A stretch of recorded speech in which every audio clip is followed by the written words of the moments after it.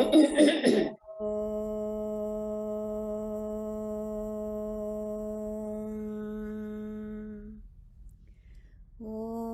सहना भवतु सहनौ भुनक्तु सह वीर्यङ्करवावहै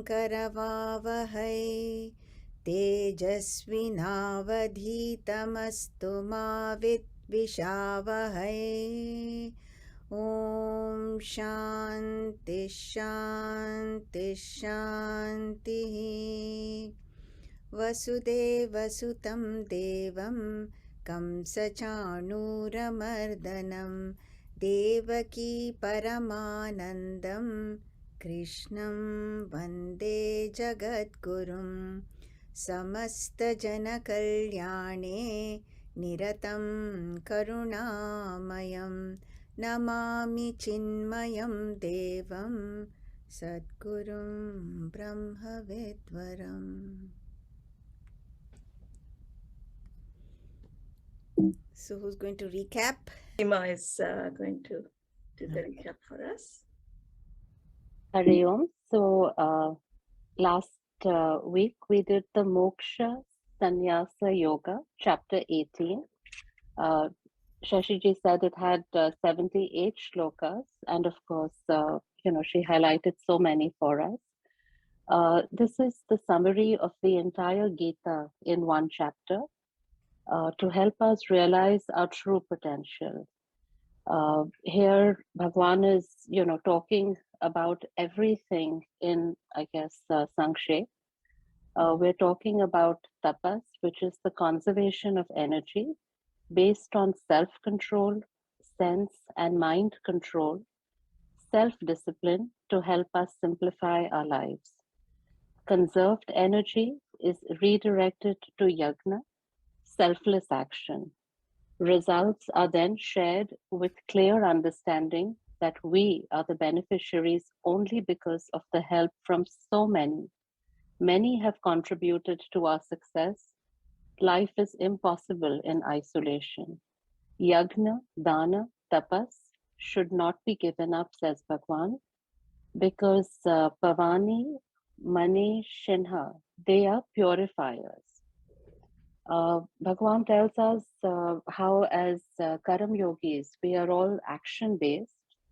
Our actions are based on our knowledge and our vision. And all through the Gita, Bhagwan helps us clarify our vision, gives us a clear understanding of our eternal nature of pure consciousness. He, in so much detail and depth and compassion, puts the goal in front of us and actually is hand-holding and showing us the path, right? While living, I understand my nature of contentment, happiness, and fulfillment. My place of peace and strength is already there within me. I am Sat Chit Anand. I work from a place of peace and happiness and fulfillment rather than for happiness and fulfillment. In essence, what they're telling us is, what we are running after is already within me. I am that. There is so much clarity now in my thinking, in my actions, and the ability to face challenges with balance. In this chapter, Bhagwan talks about our ultimate goal, our actions analyzed, our attitude and actions, our swadharma, bhakti and gyan, and final instructions to Arjuna. He helps us realize and reinstates the importance of a guru, quite like how Shashiji has guided us, Shukrana. He clarifies all our doubts with so much detail and then lets us decide our path, our speed, our direction, and our yoga. We've talked a lot about, sattvic, rajasic, and tamasic. In this chapter, we are seeing the breakdown, the analysis, the diagnosis, and the remedy, so that we are in constant awareness. These three gunas, it applies to everything, whether we look at knowledge, karma, karta, buddhi, dhriti, or happiness. In everything, you know, obviously, in short, we want to go towards the sattvic. That's what we want to gravitate about. Uh, Bhagwan talks about karma in detail. He talks about tyag, and he talks about sannyasa. Giving up the desire prompted actions to be done in a selfless manner, this is karma yoga. When we practice this karma yoga and learn to silence the mind, we can experience our true nature, our Satchit Anand Swarup. A person living in the body without feeling of doership and enjoyership as a karta and a bhokta. That understanding is called sannyasa. Just such a simple and beautiful, uh, way to make it so practical for us. Nothing that we need to give up or isolate, from. Uh, we went into detail about the sattvic, rajasic, tamasic. Knowledge, sattvic knowledge creates integration and oneness. Sattvic karma is to maximize happiness for maximum people. Uh, Sattvic karta performs actions with buddhi and fortitude, that is dhriti. And sattvic buddhi or understanding helps create single pointedness, clarity, and helps me focus on my quietude. Dhriti or patience will help us achieve our goal. Self discipline is key, and that is the key to freedom. It helps us remain steady on the path and patiently pursue our goals. All our actions, in the end, Shashiji had said, are towards happiness. And happiness, how do we get that? Calm, centered mind. That helps us realize that we are not dependent on others for our happiness and on objects. We are happiness personified.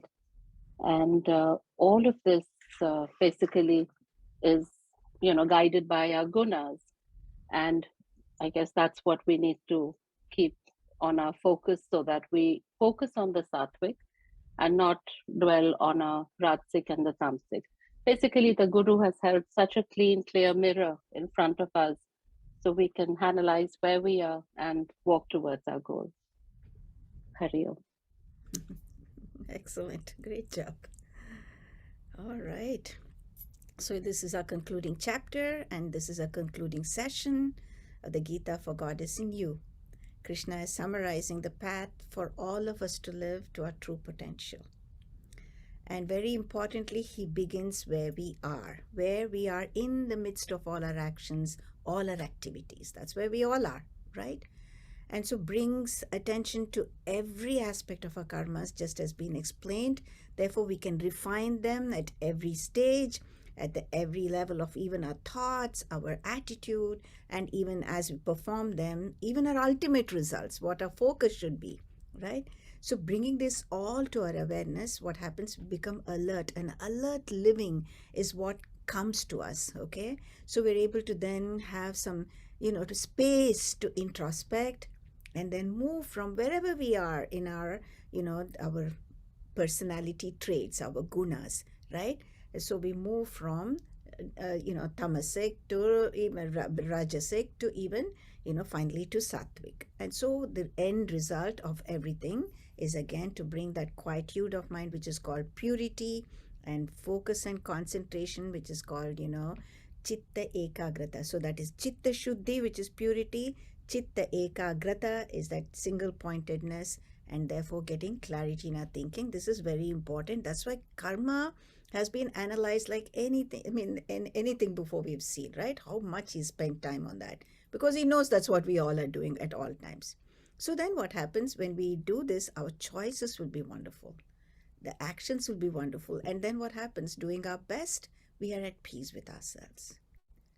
And this Bhagwan has given us so many examples throughout the Gita to show how great Mahatmas have been able to achieve this and how they live these things in their life and bring out these beautiful things into action as well, so that we have examples for us to look up to and to follow as well, to bring into our lives. So the sattvic thinking, sattvic karta, everything has been demonstrated as well, giving plenty of examples. Now, in this concluding session, what we're going to see, Bhagwan once again visits the four varnas. Remember the, what we commonly call as the caste system. Bhagwan once again addresses that, because he says, look where your personality type is. So, really that's the main thing, your attitude. What is your attitude? So you might fall into any of those groups. Nothing is superior or inferior, because previously he said for dharma samstapana it was very important. Society to function smoothly, everyone with different attitudes had to do their own karmas properly. So that was important for the cohesive functioning of a society. Now he says, even for you it is very important you do what you are good at, what your nature is. You just do your very best there. That is your swadharma. And when you do that as the worship of Bhagwan, not focusing on the results but giving your best to the task at hand, you will get chitta shuddhi, that is that quietude of mind. And with that quiet mind, what should I do? I understand my true nature, that I am that ultimate truth. That ultimate truth which is in Bhagwan, which is everywhere in this universe. There's no difference. We come to understand that. We come to delve deep into that and understand that as well. So Arjuna, once you understand though, don't sit quietly. Don't run off to a Himalayan cave. All of us are not supposed to run away once we understand this too. Where we are, let's do our duty with joy now. With joy. Okay, so that's what he wants us to do. And Arjuna too, to do his duty. He says, you please do your duty. You don't worry. You just surrender to me. I will take care of everything. Bhagwan's promise once again in a beautiful shloka. Then how compassionate the Lord is. He not only asks Arjuna, has your confusion gone about your duty, about your true identity, who you are, what is this God, what is this world, what about all those relatives of yours standing in front of you. He also gives the choice to Arjuna. He says, I've told you everything, now it's up to you. You reflect and do what is best. Can you believe this? A teacher who spent so much time giving him such wonderful messages finally leaves the choice to us as well, so that we make an informed decision for ourselves. And finally, Sanjaya, who has been the spokesperson narrating everything of what's going on in the battlefield, including this teaching, to that blind king Dhritarashtra, he concludes the teachings of the Gita with a beautiful shloka, which is a very famous shloka as well. So we'll see all this in brief, of course. Obviously, we cannot do everything in detail. So first of all, we're going to the Varnashrama. What is my nature? What is my personality? What is my innate vasanas, my tendency? What is that?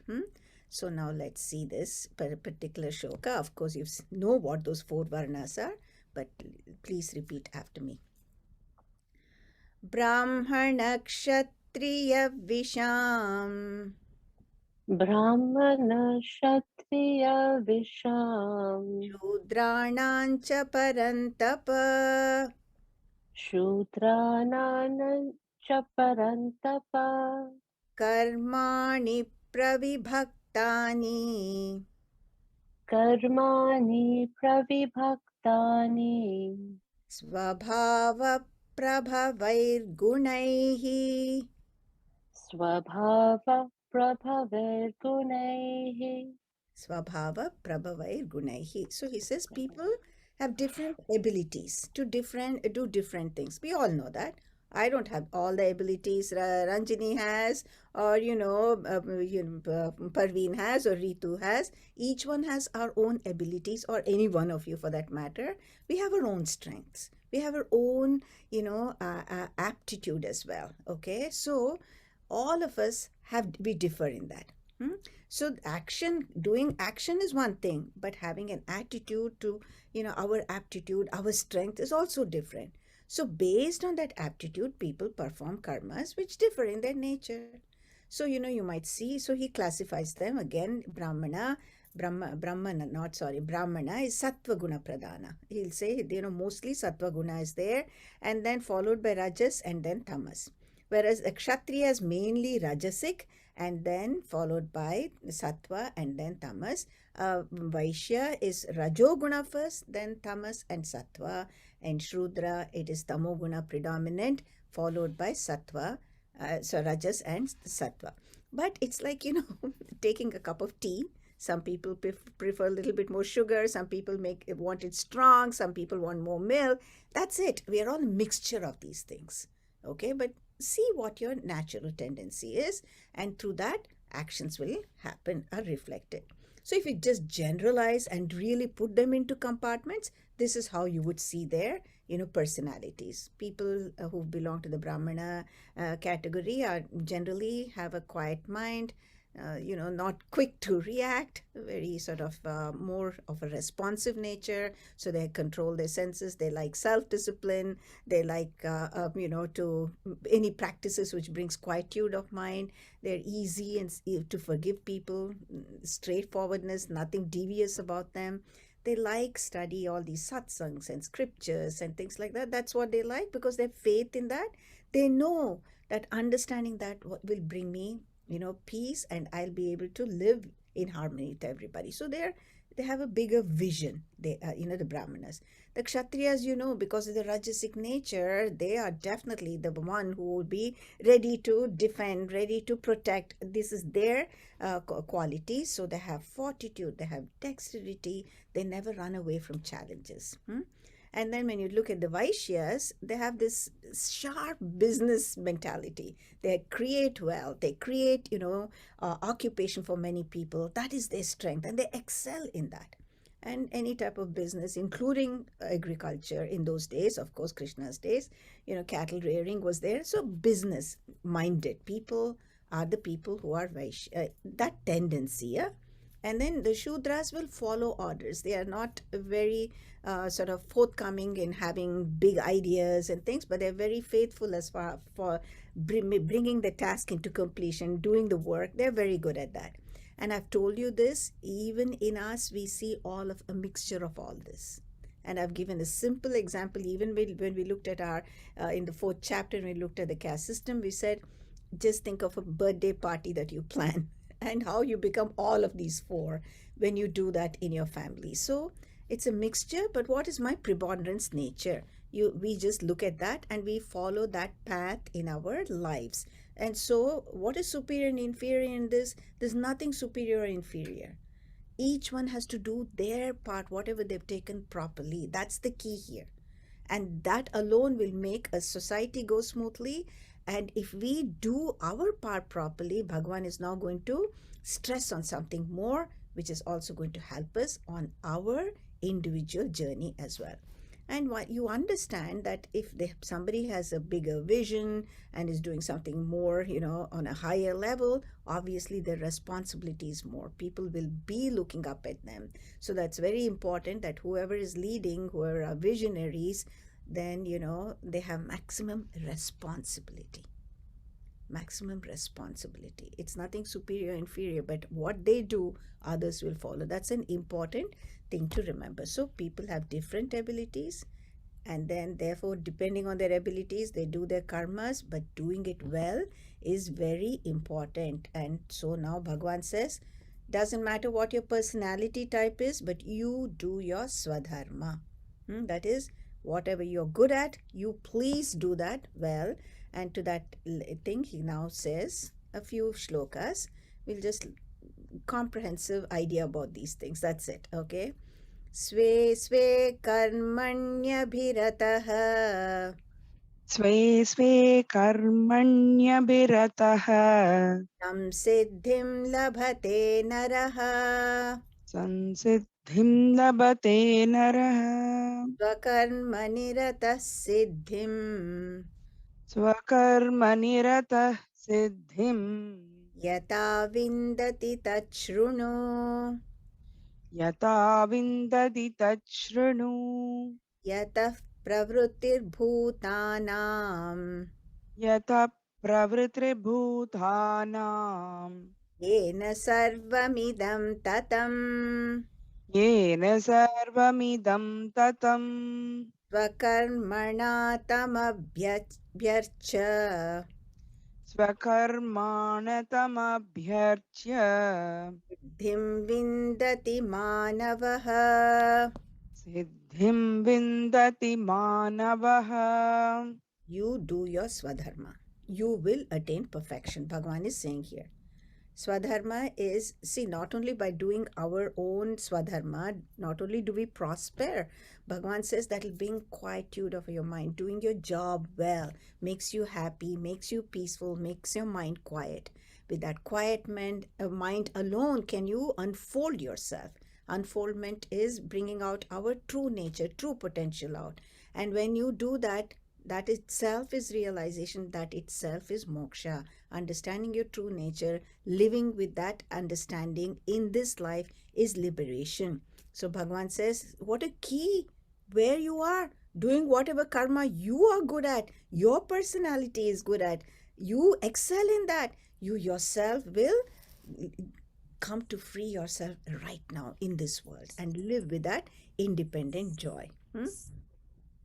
So Bhagavan says, not only does community attain prosperity, there is total prosperity by following each one's dharma.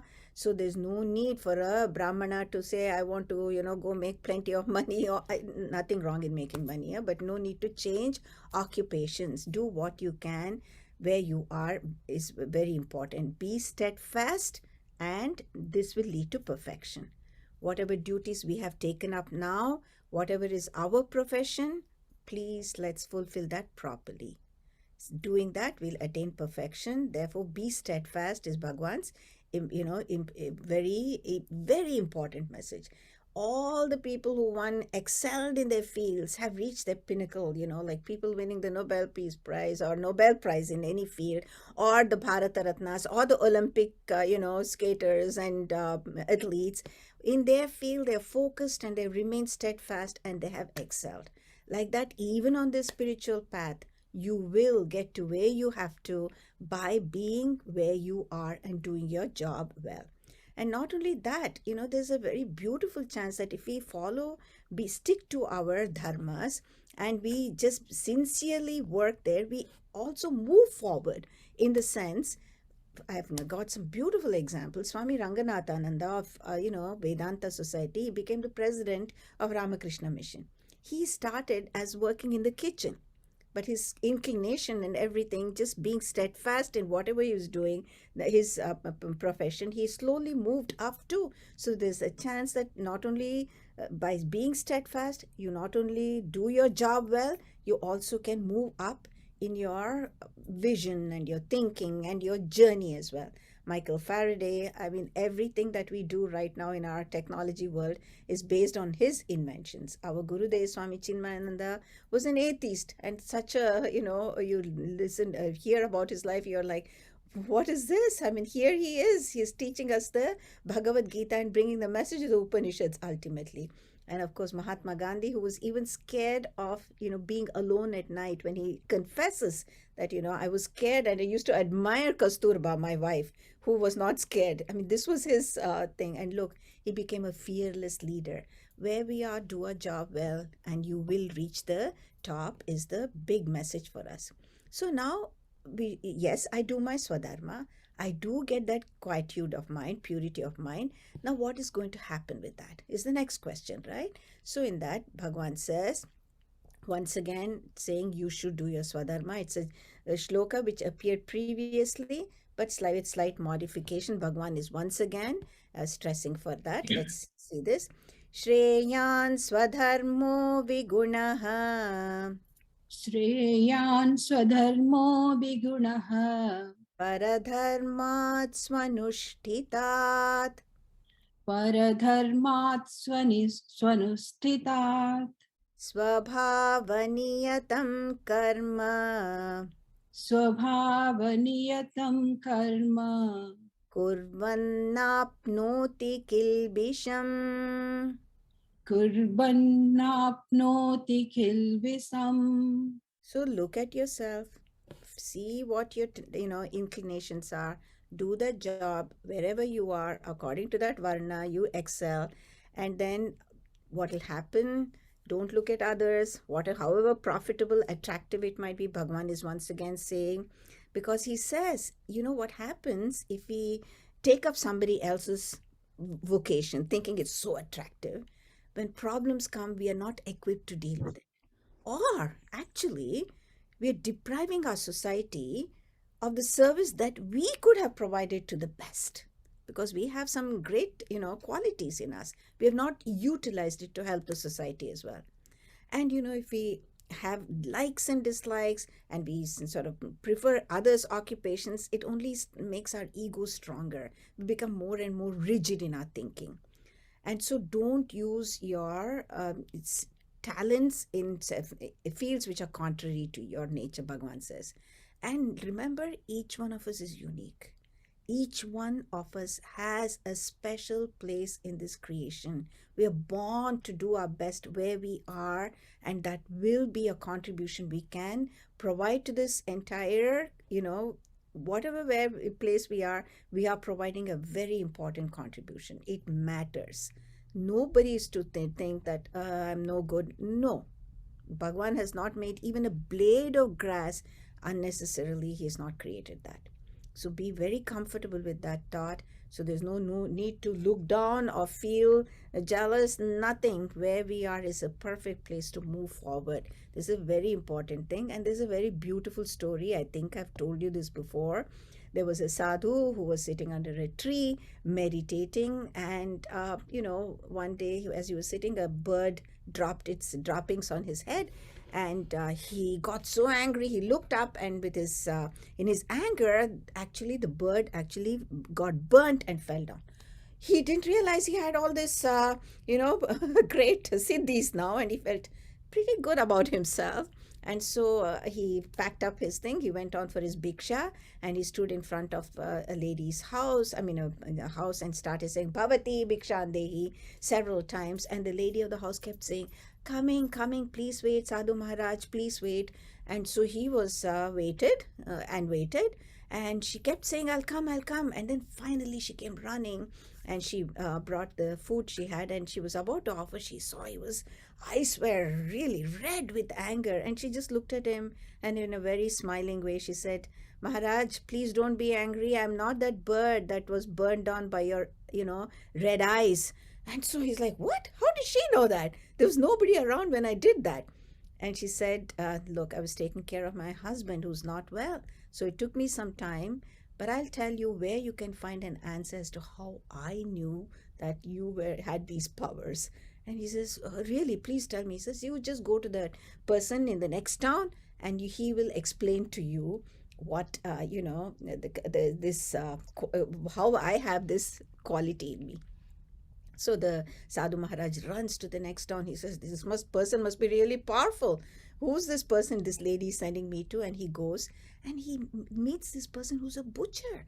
He's chopping up meat, and all this, his clothes are all filthy and dirty, but he's doing his job very focused. He hands out all his to the customers.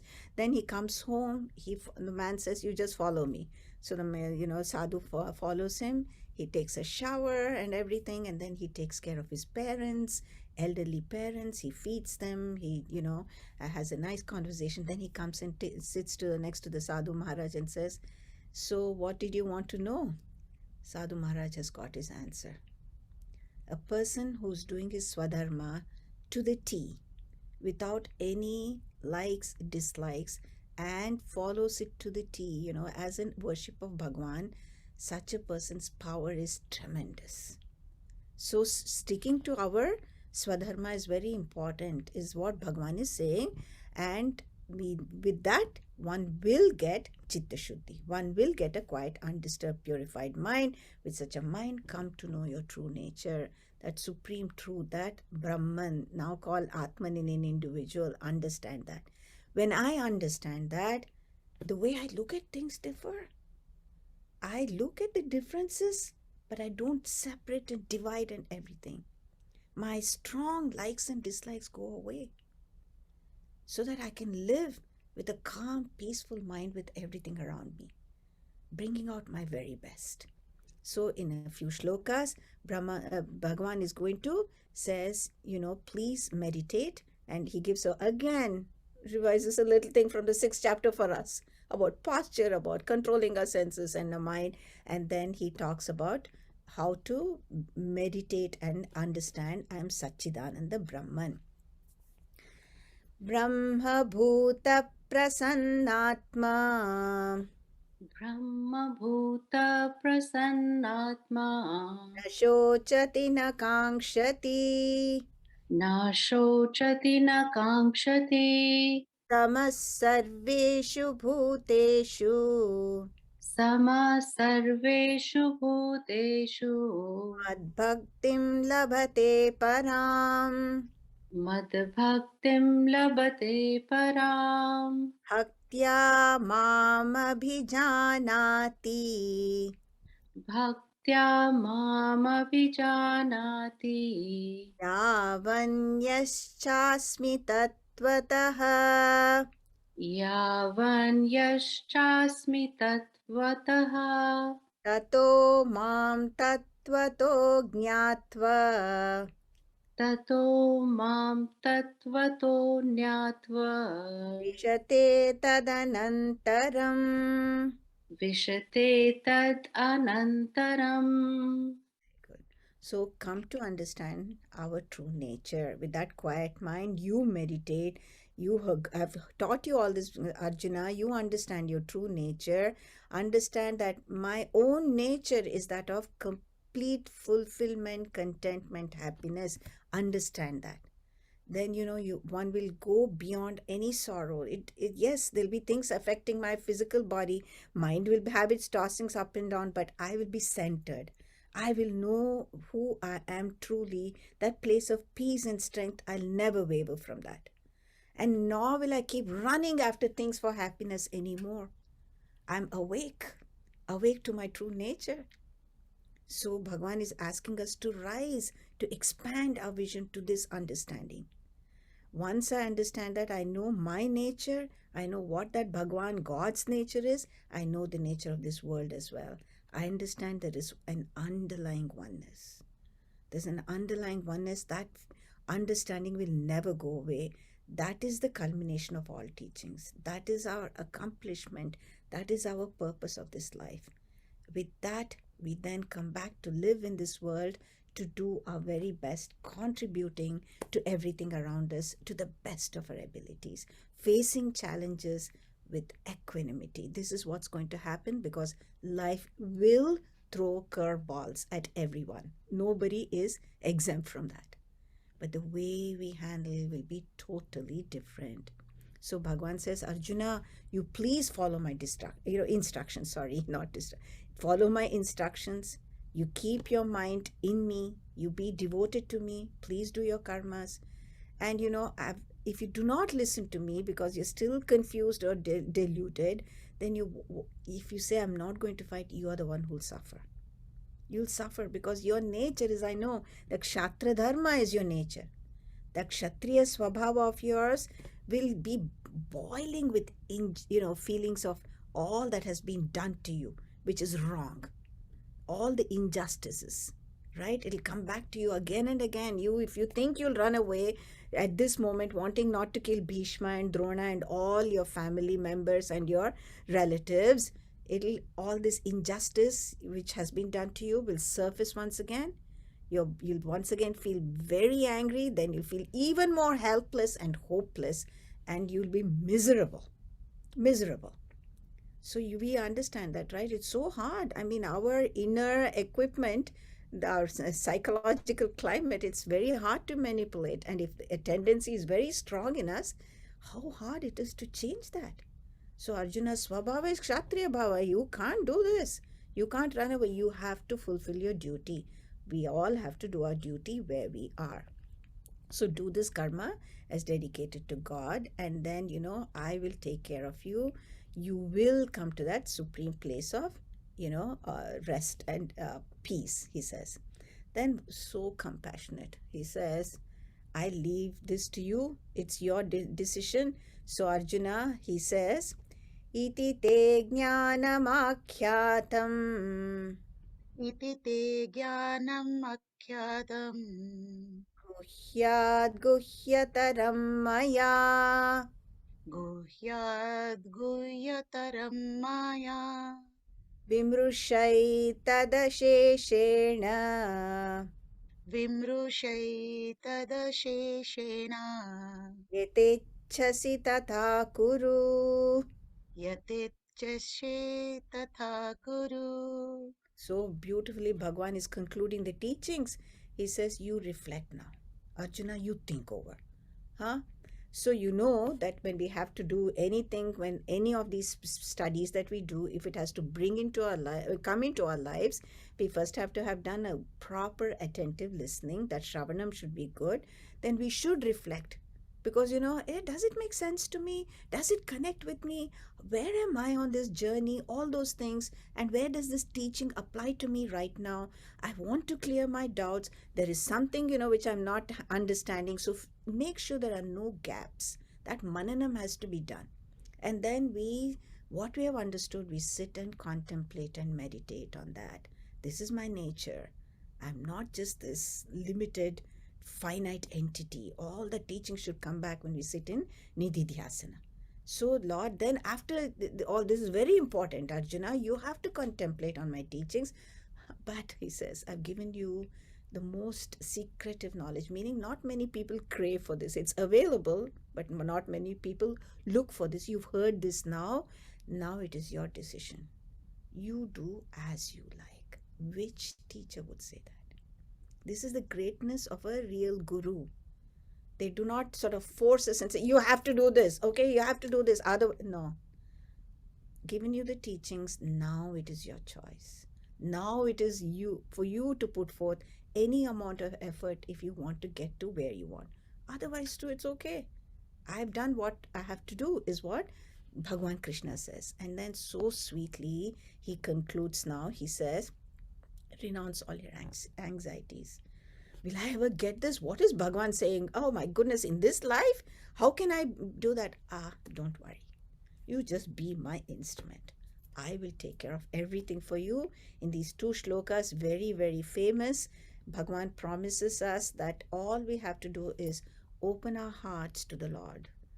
Do all our actions, understanding that Lord is present in me every second of my existence, giving me life, giving me all my abilities, giving me the field where I can act as well.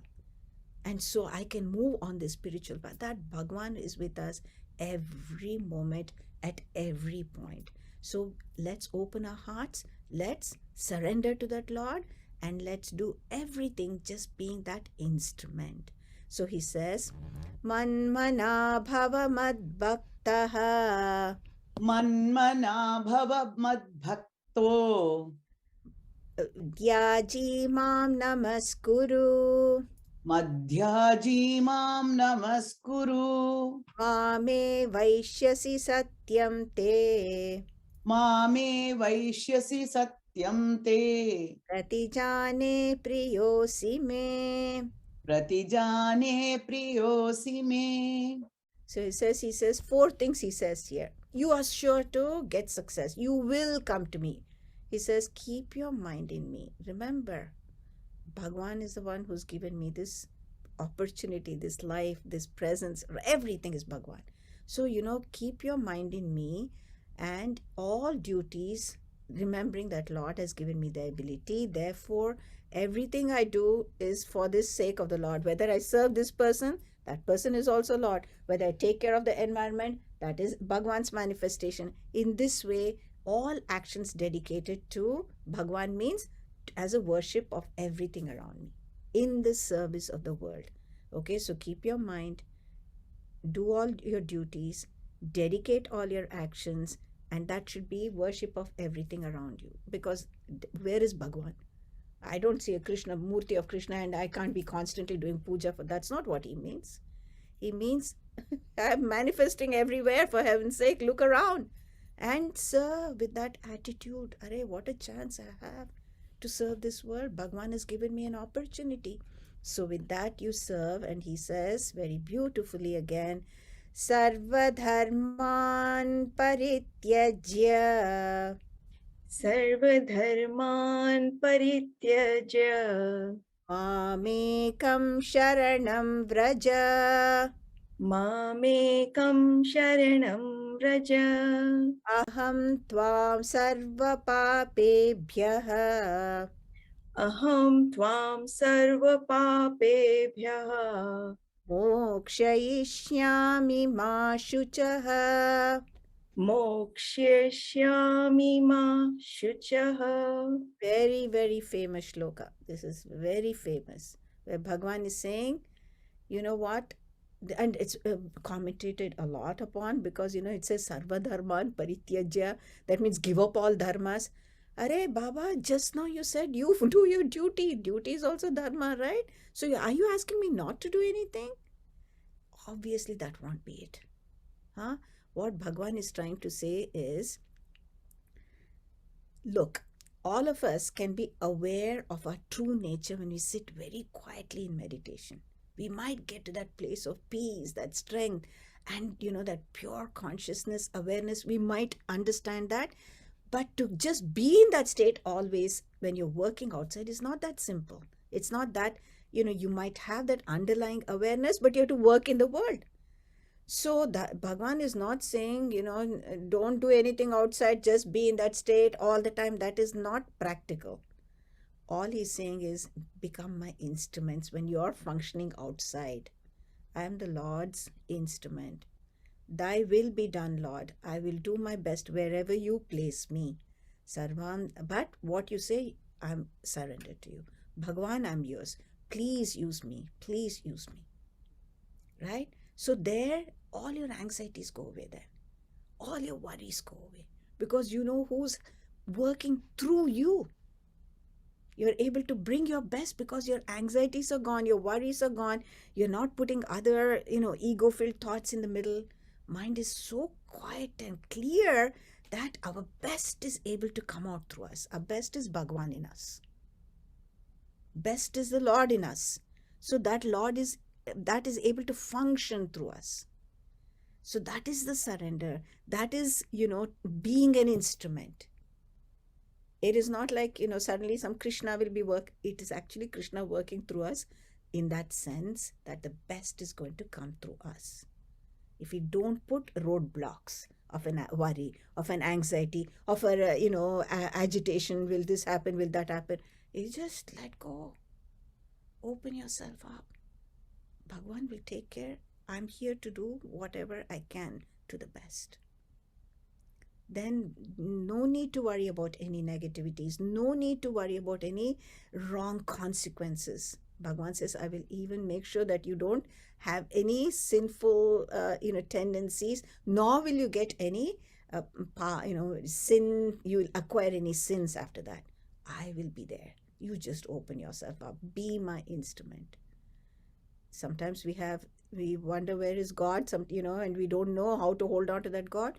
They come in the form of Guru as well. And following Guru's instruction faithfully is as good as following the Lord's instructions, because they also have only our welfare at heart. They all want us to succeed in this path of life. Life. Okay? So he says, I'll take care of everything for you. You don't have to worry. You just do your swadharma. Okay? And then mind is then absolutely at peace. It's not preoccupied with any other thoughts. Then there's no more confusion about our own dharma, right? Bhagwan will take care of everything. So after that, Bhagwan says, in another few shlokas, he warns us to whom we should not give this knowledge. And what is the gain of this knowledge as well? Either just listening to it or even passing on this beautiful message of Gita. Of course, he says, if people do not like me, do not have any inclination for this knowledge, don't waste your breath, because it'll just fall on deaf ears. We have to be ready. And you know what? Everyone will be ready at some time. So no need to look down upon anybody too. We might have been on this at the same stage at some point. So don't waste your breath. If people are not interested, don't try to convince them and try to give the teaching. Bhagwan says, okay, that's one important thing. And then Bhagwan says, whoever wants this message to get to others and will talk and will spread this message. I love them, he says. They've done, but he says they've done me a great service. Can you believe that? They've done the greatest service, he says. And then people who studied the Gita actually have worshipped me by getting rid of their ignorance. This is burning their ignorance in this fire of knowledge. This is Jnana Yajna. They have worshipped me by burning their ignorance in this. You know how we do Yajna, Homa, Havan and everything to worship something? He says they worship me because they burned their ignorance in the fire of this knowledge. And people who just listen to this will get such beautiful virtues, will become part of their lives, and they gain immensely in this world and in the next. And then he says, Arjuna, did you listen to me? Has your confusion gone? Has your delusion gone? And Arjuna says, of course, Bhagwan. I've gained the right knowledge and I'm very clear about my duties. I will follow your instructions. What more, huh? Now you see, Bhagwan stands for spiritual wisdom.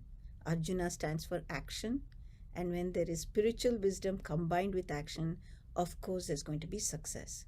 So what has happened so far, Bhagwan has concluded the teaching. The dialogue between Arjuna and Bhagwan Shri Krishna has stopped.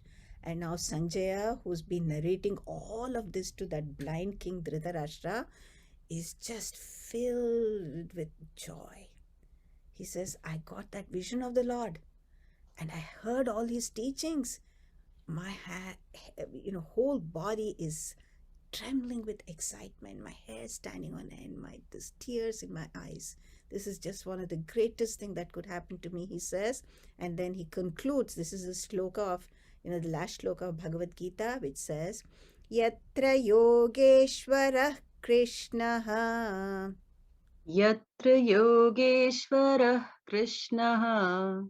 Yatra Partho Dhanurdharaha. Yatra Partho Dhanurdharaha. Tatra Shri Vijayo Bhutihi. Tatra Shrir Vijayo Bhutihi. Dhruvani Tirmatir Mama. Dhruvani Matir Mama. I'll just recite it one more time. Yatra Yogeshwara Krishnaha.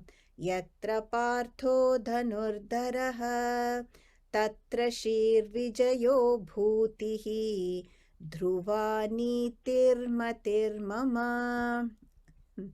Where Krishna is and where that valiant warrior Arjuna is, there's always going to be victory. There's always going to be prosperity.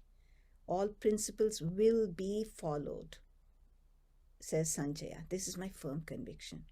And it is very clear, right? When Krishna and Arjuna form a team, where can there be anything as far as not being successful?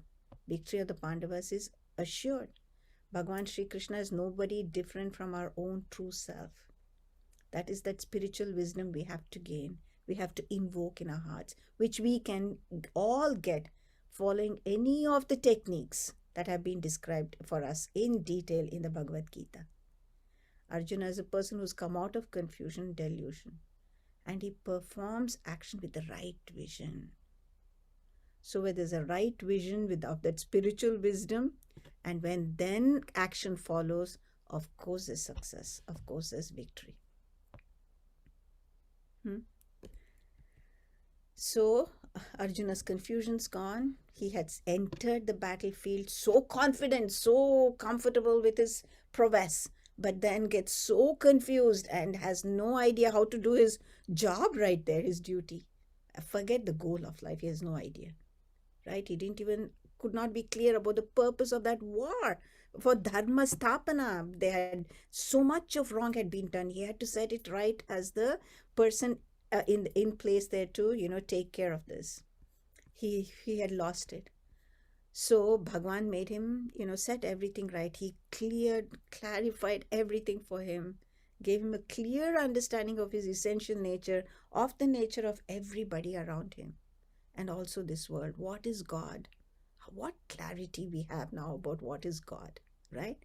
So, though he started saying, I'm deluded and confused, in the end he says, my delusion's gone, my confusion's gone, and I'll follow your instructions. So, the purpose of Bhagavad Gita is to remove our ignorance and enlighten us. Therefore, it's called a song of enlightenment.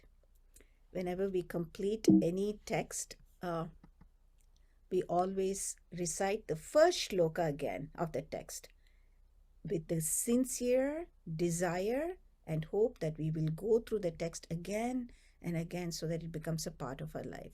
So going back to the first shloka of Bhagavad Gita, I will just recite it. Let's all listen.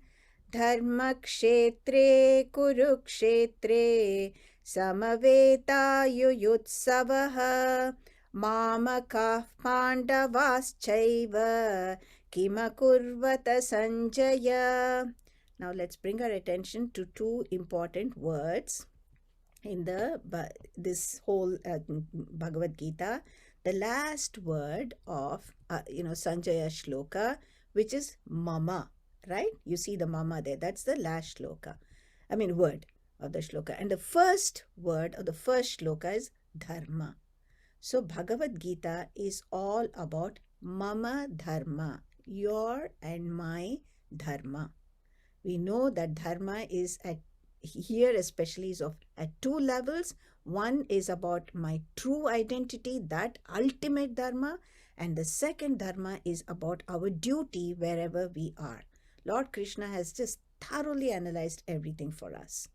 Through and through of all this, not only has he shown us what our duty is, the clarity about our duty at all aspects, he has shown us so many values that we can bring into our life. He's given us so many introspective tools to change our thinking, and he's given us so many examples of people who have understood their true nature and how they live in this world.